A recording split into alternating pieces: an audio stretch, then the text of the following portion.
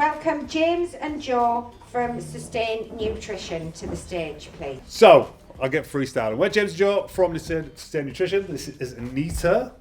We set up 2016 with a real, oh, there we go. Got my slides back. With a more holistic approach to weight loss. And we do weight loss, we work with mindset, we work with nutrition, there we go. We want to put clients back in control. And I think the biggest thing that we wanted to do is change why people ate and not just what people ate. So not just giving people meal plans, not just giving people calorie targets. Looking at the reasons, the motivations for people eating. Now, you're probably thinking, why should I listen to two middle-aged men? I'm more middle-aged than Joe. Talk about the menopause, and you would be right.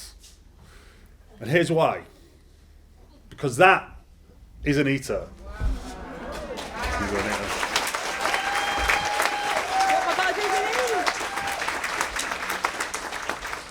That's the response that we wanted.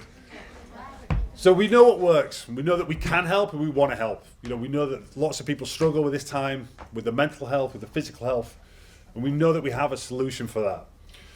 So Anita's lost 8 stone. She went from a size 26 to a size 10, as she will illustrate with these humongous pants. These are not her actual pants because she actually got rid of all her pants, but it's just a good visual representation.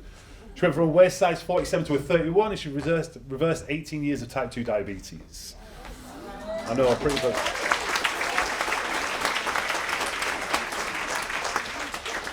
But we wanted to share Anita's story with you guys because she's inspirational. And it's to, not so much to impress you, but to impress upon you that things can change. You're not stuck. There are improvements to be made. So, yeah, we don't want to take up loads of your time because we're conscious you've only got 25 minutes and Anita's story is very, very impressive. So, we're going to look at what we did. So we looked at the big 5. So now I want to give you a shout or a cheer if you struggle with anxiety. Yay! Fatigue! Yay! Weight gain! Yay! Brain fog! Yay! And sleep! Yay! Huzzah! Full house, bingo. Right, so we looked at what could she change. Now, we're not prescribing HRT, we're not changing people's hormones, we're looking at the things that we can focus on, the things that we can control, no matter how small they are. We're looking for these small improvements, a compound effect of small improvements. You don't have to do everything to get a positive result. We're looking for consistency, an imperfect consistency at that. So we looked at nutrition, we looked at exercise, we looked at mindset, and that's what we're going to talk about tonight. Maybe not particularly detailed. We did have loads of slides where it was really boring and me and George would be talking at you and talking about protein and vegetables and fibre and all this stuff. But we wanted to share what worked for Anita because obviously her results speak for themselves. So with that, I'm going to pass over to Joe and he's going to interview Anita for you. So I'm not going to talk very much because the story of Anita is hopefully going to give you some hope. You know, we've worked for a long time with Sustain, spoken with a lot of women who have felt hopeless, and I think that her story is just so powerful. And so I'm going to give this to you, and I'm just going to talk loud enough because I can do that. So we'll go with that. So could you tell us in detail where your food was when you first started? I didn't care. I didn't care what I ate, when I ate it, and I would literally, I used to joke that I'd got OCD, which is obsessive crisp disorder, because it was impossible to eat one bag of crisps when there's 6 in a pack. I used to eat regular meals, but it was everything else that went with the regular meals, after the regular meals. So, and I just didn't think what was going in my mouth at all. And I was obviously really, really overweight, and I didn't love myself enough to make any changes until it got to the point where obviously I did make the changes, but food was my comfort, literally my comfort zone, and it didn't matter whether I was happy or sad. I'd have food because I was happy, I'd have food because I was sad, and all the wrong foods basically. That's where I was at. Perfect. And could you tell us about alcohol? I like a drink. I still like a drink. It's still my biggest nemesis. However, I think What can I say about alcohol? You mean you've coached me through this journey? You know about my alcohol intake. So no, I would just go out. I would binge eat and binge drink, all at the same time. And obviously, we all know when we have a drink, we're more likely to eat because all our defence mechanisms go down, don't they? And we just think, oh, just have this, just have that. I was a lager drinker. Which has changed considerably now, but that used to be my sort of go-to. I'd just go out, drink a load of lager or whatever. Will that do for my alcohol? Yeah. Or do you want me to really go into it? No, we'll go with that for now, thank you. And then, so what's changed? Everything. Literally, everything has changed. I decided the biggest change for me was the first time ever I decided I wanted to lose weight. For me, not because my kids were saying it, my friends were saying it, healthcare professionals were saying it. Something just clicked and I wanted to lose weight just for me. And that might sound selfish when you've got a family, etc., but it made the big difference because it was now time for me to do something that was just for me.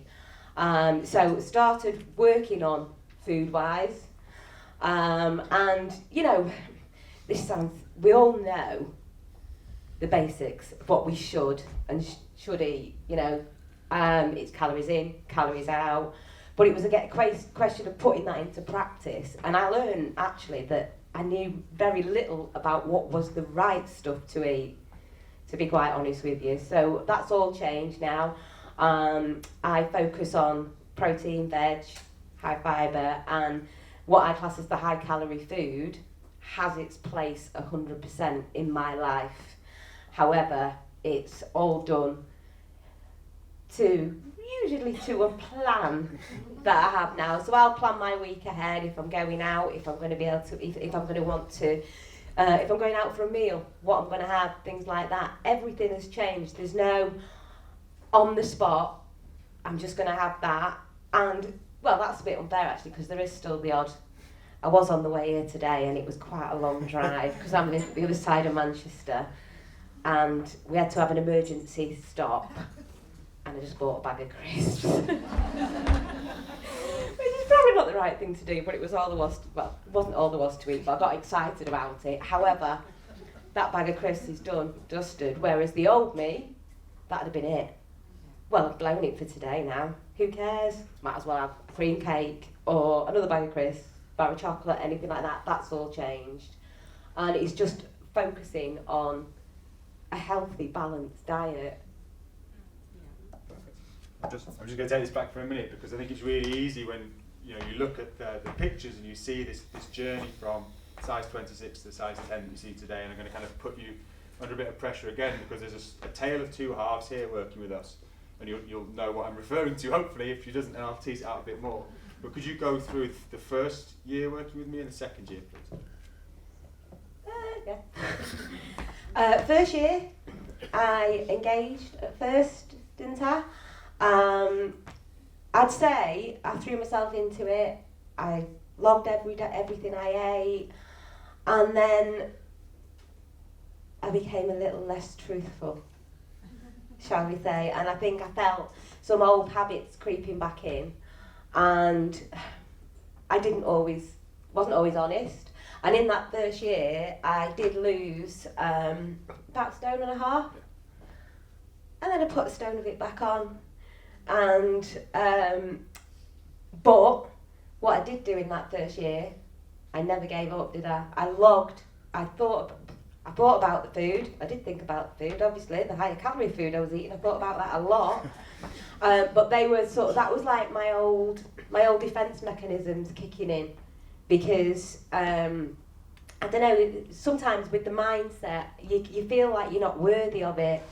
You don't deserve to feel good, and we tend to put ourselves down a lot, and I think I did that a lot in the first sort of year, and that's when the weight started to come back on.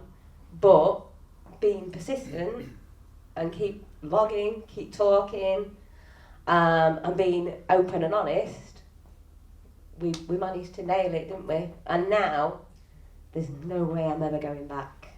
First time ever I can say that. There's no way I'm ever going back.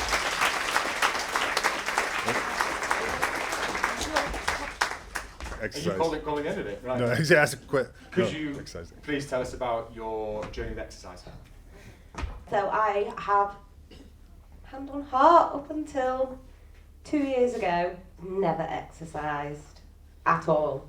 Hence being 5 foot and 17 stone 10, there was just no exercise. And with a little, I'm going to say gentle persuasion, is that the right word? Gentle persuasion? I started to try different forms of exercise.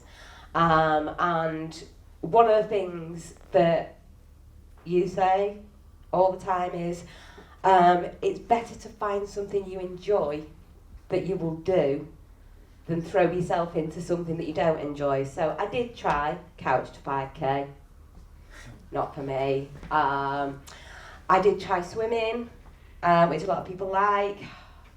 It was all right. I fell in love with weightlifting, which is really weird. But I went to a local weightlifting gym and gave it a go. My son does weightlifting, so he sort of took me along, and on the first session had me lifting an Atlas stone. And from there, I will weightlift at least 3 times a week. It's absolutely brilliant, obviously, for your bone density and all things like that as well. But the buzz when you hit a personal best is far better to me than going out running a 5K. That's just the way it makes me feel. I also do some cardio, so I do the cross trainer, but I found this is going to sound really sad, but you might as well know the truth. So I do 50 minutes on the cross trainer 4 times a week. 50. However, it's boring. But if you get tipping point on catch up, it's exactly 50 minutes. And you don't have to concentrate to watch it. It's brilliant. I didn't know that, did you? I didn't know. I know, I'm really sad. I'm really sad now. That's news to me. And I think that it's just that perseverance and that persistency that is just so admirable, so brilliant to hear. Last one, mindset, anxiety. Could you please share your journey on that too? Okay. Anxiety. Ooh. Off the scale at some stages. Probably now actually. But yeah, it was off the scale. And what I found by working on mindset, I learned to sort of sit with the discomfort. And when I used to think I was hungry, I was actually anxious. And they are one in the same. You know, so what I've learned to do with that, with doing a lot of mindset work, is to be able to sit with the discomfort and work out, am I hungry or am I anxious? If I'm anxious, just to sit with it and try to let it pass and why I'm anxious. I mean, I used loads of different techniques to improve my mindset. Do you want me to say some of them or not? Yeah, go for it. I don't know. I don't know what you want me to say. Well, talk about the insight work that you used. I think that's. I'll Yeah. take 2 seconds. I Was don't know that what he's talking about, insight she work. would so persistently have that the traditional model that we have with a client was adapted for Anita because anything that you'd suggest she would try, and she wouldn't do it once and leave it. She would try and try and try, and it was that ability to me saying, oh, I've read this thing, maybe you could try that, and she would just write down her thoughts, and I could ask her questions, and I could see what was going on, and she was so open and so vulnerable consistently all the time with whatever was coming up. And you know, you often joke that you're, and I'm careful with the room, a similar age to my mother, that it would be awkward to talk about some of the things that you were thinking, but it was that willingness to do that.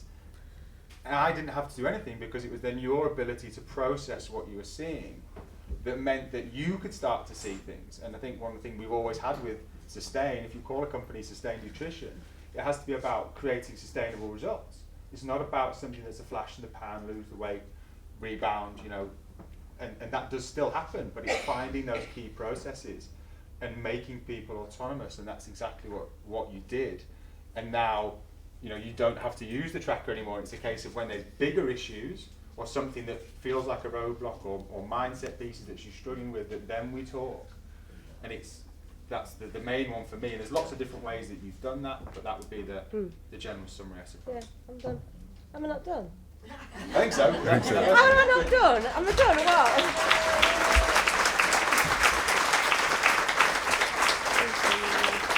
So I appreciate we haven't given you loads of stuff to go home with. We just wanted to kind of inspire you. So you can download the free guide that's got all that, everything that Anita's done and more in there as well. There's flyers on the desk, there's cards in your goodie bag as well. But we've got a menopause weight loss guide there, and then we've got a free support group as well, which is on the back of the flyer. There we go.